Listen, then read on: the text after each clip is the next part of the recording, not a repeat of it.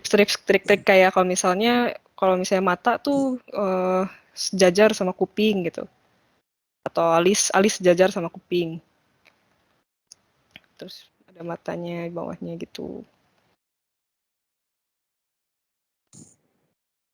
Terus kalau udah ini hapus saja.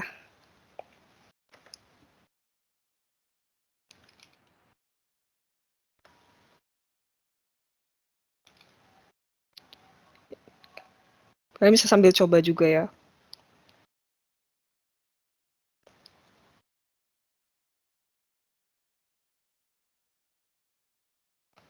Misalnya aku gambar cewek gitu ya. Nah,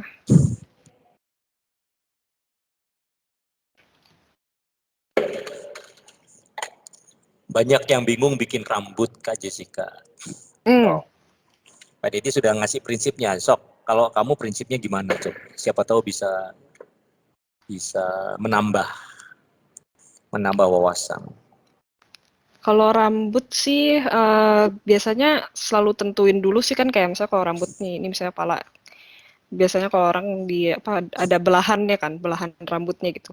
Kalau misalnya prinsip awalnya memang harus tahu dulu belahan rambutnya kemana gitu. Kalau misalnya cewek kan, misalnya kalau dari atasnya kayak begini, ya kalau dari depannya, berarti dia di sini kan belahan rambutnya.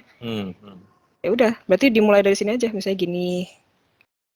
Nah, kalau misalnya dia punya poni gitu, misalnya dari sini bahan rambutnya ya udah dibeginiin. Jadi memang yang paling utama untuk diketahui itu ya mau dibikin seperti apa gitu rambutnya.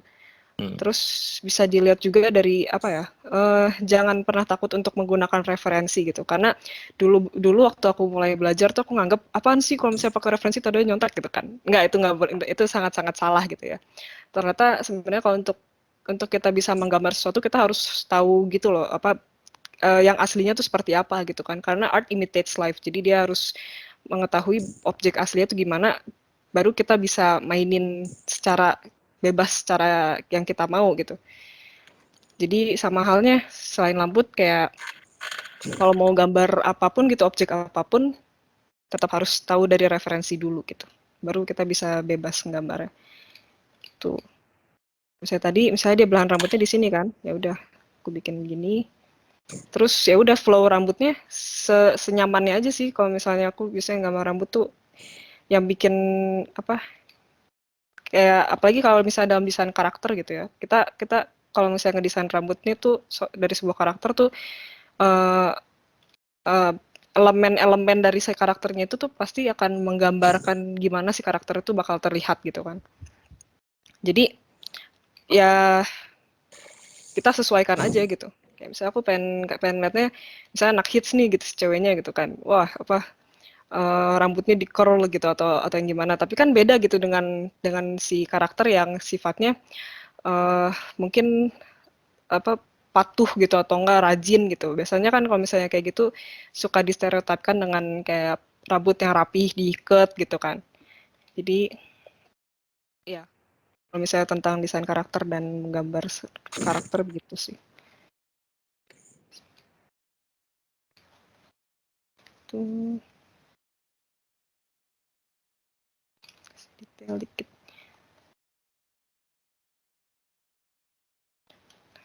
Kalau misalnya udah secara gambar langsungnya, mungkin aku kayak kasih lihat ini ya apa, gimana proses aku painting kali ya mungkin ya. Karena basic aku memang painting sih.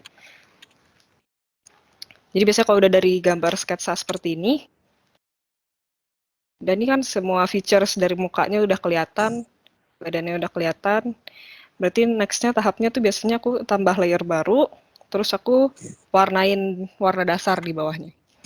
Jadi, nah untuk warna tuh sebenarnya tricky juga ya, karena aku sampai sekarang tergolong yang kalau warna tuh susah juga untuk memilihnya gitu.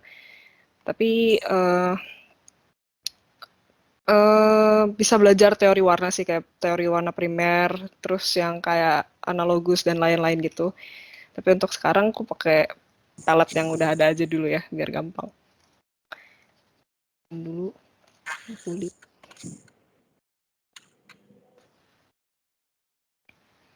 Terus Ini mulai layer nerangin. lain ya Kak Jessica ya?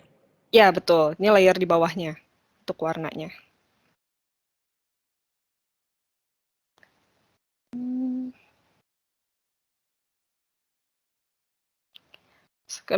Sebenarnya itu sih karena kenapa misalnya aku ke gambarnya kok sketsanya berantakan gitu terus udah diwarnain gitu. Ya itu sih karena sebenarnya kalau untuk eh, timeline kerjanya seseorang tuh bisa beda-beda banget kan.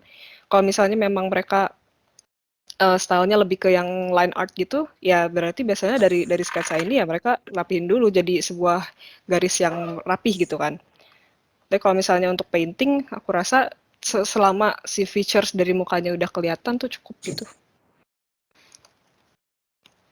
Sama ada kayak apa ya, kalau misalnya ngewarnain, ini sebenarnya bukannya nggak boleh, tapi kalau misalnya tips-tips yang aku bisa kasih tuh kalau misalnya dari warna, eh, kalau ngewarnain putih jangan purely putih, kalau ngewarnain hitam jangan purely hitam gitu.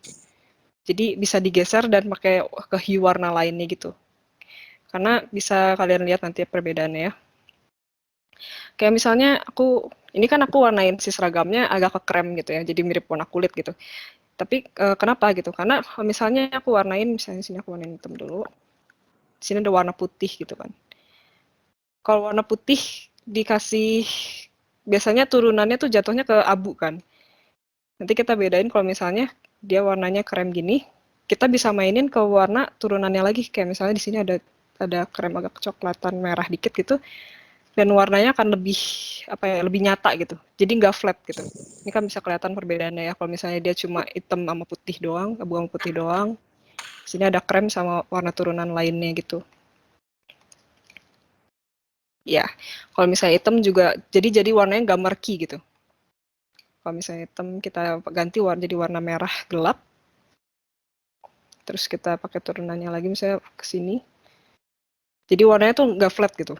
Sebenarnya bukan yang nggak boleh ya, itu tergantung style masing-masing orang. Cuma yang aku pelajarin dan aku pegang dari dulu sampai sekarang tuh itu sih. Oke. Mana matanya bule kali ya.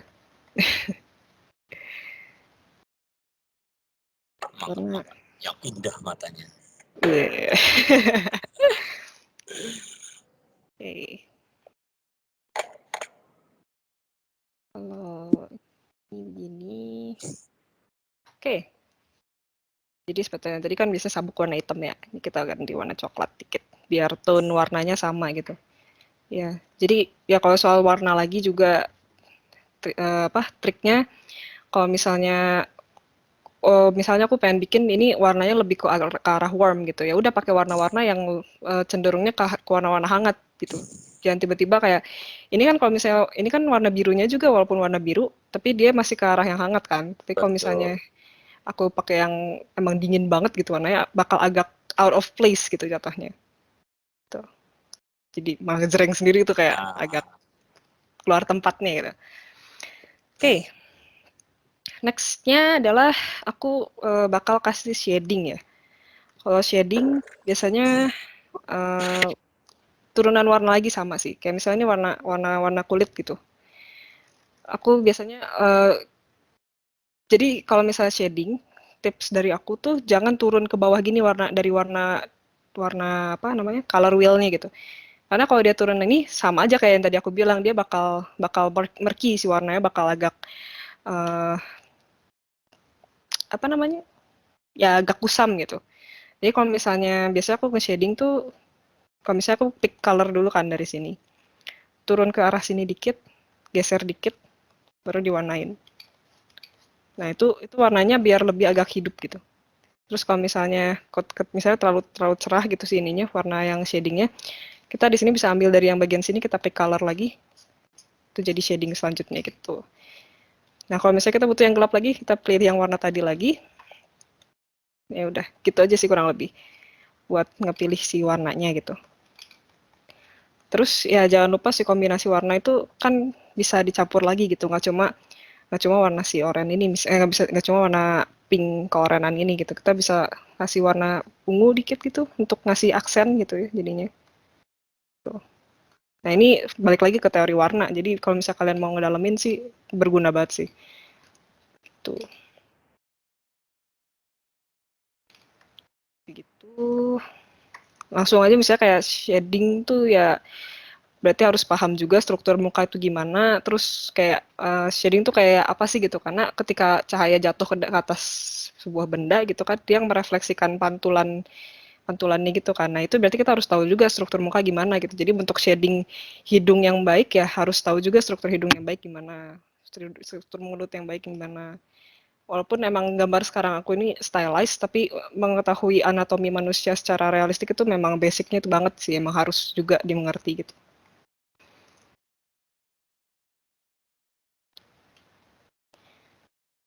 Ya, misalnya gitu.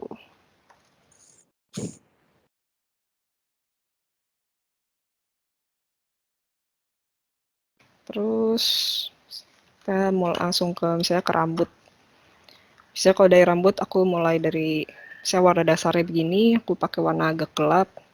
Kita tentuin dulu bagian-bagian yang nggak kena mataharinya dari mana.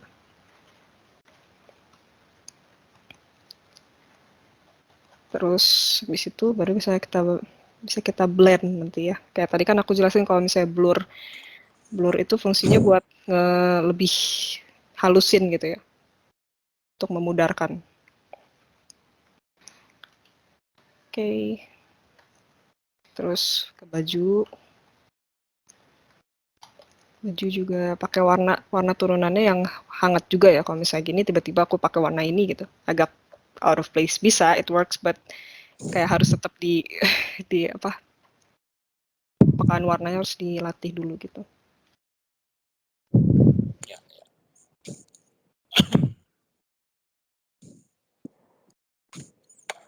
Oke.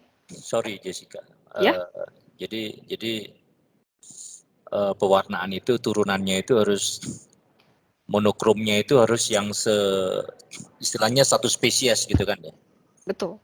Nah, tapi sometime suatu saat kita jangan terpatok oleh paham itu tadi ya. Suatu saat boleh ya memakai sesuatu yang sebagai highlightnya lah gitu ya. Betul. Nah, itu kalian pahami ya anak-anak ya, proses pewarnaan itu ya. Betul. Karena sekarang juga banyak ilustrasi yang apa ya, sekarang tuh banyak kalau misalnya kalian lihat di Pinterest atau apa, artis-artis yang mulai banyak muncul tuh warnanya udah bukan warna yang kayak begini gitu, kulit warnanya krem gitu, itu udah maksudnya udah mulai banyak pengkombinasiin warna yang kayak lebih luas ya. Jadi ya tadi misalnya kayak contoh yang aku kasih lihat tuh kan sebenarnya kulitnya warnanya pink tapi bisa dipaduin lagi sama yang lain gitu. Itu beneran tergantung dari stylenya gitu. Ya. Ini sekarang prosesnya detailing ya, Kak Jessica ya. Ya, Oke, jadi silakan. setelah tadi gitu kan kita shading gitu yang pertama, misalnya kita detailing di bagian-bagian tertentu yang kayak oh ini ada yang harusnya lebih gelap gitu atau enggak ini ada harusnya lebih terang. Itu disesuaikan aja. Kayak gini. Nah, kalau udah misalnya ini aku udah tahu sih shadingnya bakal taruh mana aja. Tahap selanjutnya tuh aku biasanya ngewarnain dari si layer line artnya gitu ya. Kayak misalnya ini warna kulit, aku warnain juga agak warna kulit dikit. Biasanya untuk painting biar lebih gampang nantinya.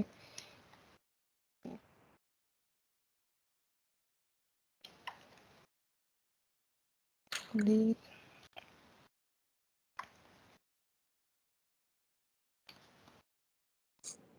Ini warna bajunya, jadi walaupun dia nggak warna persis dari si bajunya itu sendiri, tapi dia ada warnanya kurang lebih menyerupai gitu sama si warna aslinya, warna si rambutnya atau warna bajunya gitu. Biar nanti ya balik lagi tadi begitu si itemnya nyampur tuh nggak murky warnanya. Oke, kalau udah, nah biasanya di sini aku gabungin. Ada merge layers itu biasanya untuk menggabungkan dua layer jadi satu. Tapi aku biasa copy dulu untuk jaga-jaga. terus aku paste. Jadi di sini ada layer yang udah tergabung, ini ada yang terpisah. Oke, terus habis itu dari sini aku biasanya perhatikan lagi karena sebelum painting kalau udah terlalu jauh tuh balik ke tahap awalnya tuh kalau misalnya ada yang salah tuh ribet ya. Jadi misalnya aku nggak suka di sini ada apa si bagian pipinya ini terlalu ini gitu. Bisa aku atur lagi dengan tadi si lasso atau transform tools tadi. Nggak apa-apa kalau misalnya sekarang